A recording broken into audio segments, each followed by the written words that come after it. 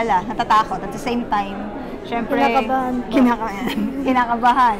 So, yun po, alagang sobrang pag-aaral. So, okay naman, nung time na na na-contact namin siya after 12 hours. So, kahit paano na relief po yung pag-aalala po namin. Syempre, sinasabi nila, minsan, okay lang kami dito, ganyan. Pero as a family, na mga nandito sa Pilipinas, syempre, di ba, hindi naman sa medyo exaggerated tayo pero hindi mo maiiwasan. Thankful kasi sa gitna nung kaguluhan, is may mga ganitong serbisyong ginagawa yung government, di ba? At least, natutulungan tayong yung mga Pilipino, mga OFW na talagang gusto na ring makauwi.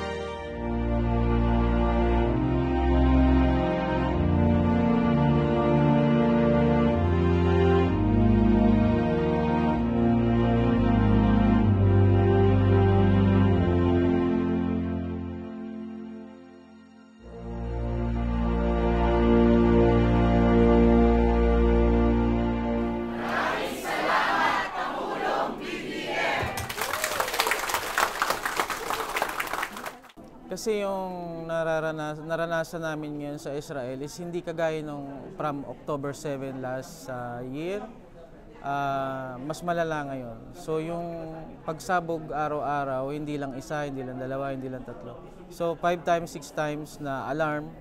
So yung pagod at puyat na nararanasan namin, tsaka yung nervyos is nakakatrauma na. Kaya I decided na magparipat na lang. So para sa akin, hindi na para sa akin ang Israel.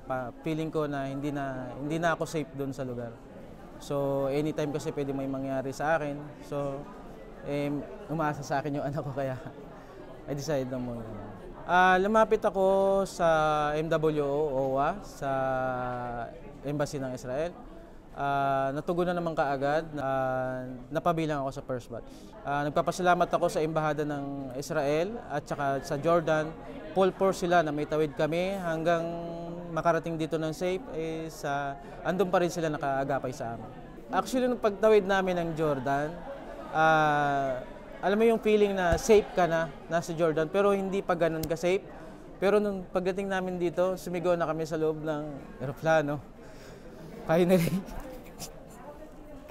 Yun lang. Saka sir, kung nasa Qatar kayo, Katakot talaga doon. Lalo na sa Tel Aviv. Nagpapasalamat ako kay Pangulong Bongbong Marcos sa pagdating namin dito sa mga inasikaso niya, lalo sa DFA, kay DMW Secretary Hans Kakdak and ASEC Benny Ligaspi, and also sa lahat ng ahensya ng gobyerno. Maraming salamat sa binigay niyong tulong sa amin. Si President, since day one, this goes back all the way to October 7 nung lumusob ang Hamas sa Israel. Nag-carry over sa June 13 attack on Iran. And then, of course, itong aming naranasan sa Qatar bago pa umalis, gawa nung atake rin ng Iran sa Qatar. The whole time, the President has been monitoring and always asking about the well-being of our OFWs. Nagbibigay siya ng payo, nagbibigay siya ng direktiba, nangangamusta yung eroplano. Until gumalaw yung eroplano, nangangamusta pa rin si Presidente. Umalis na ba talaga? Paalis na ba talaga kayo? Ganyan. So, he has always been mindful of how we take care of our OFWs, and whatever challenges we face, he provides the corresponding advice and support. Yes, yung ating effort is full of government all around, and that starts with the the care and the services that are provided on site. Ang ating one country team approach led by our DFA ambassadors in Israel, in Jordan, in Lebanon, in Qatar, and all the other places, no, where the help is most needed. The help is needed.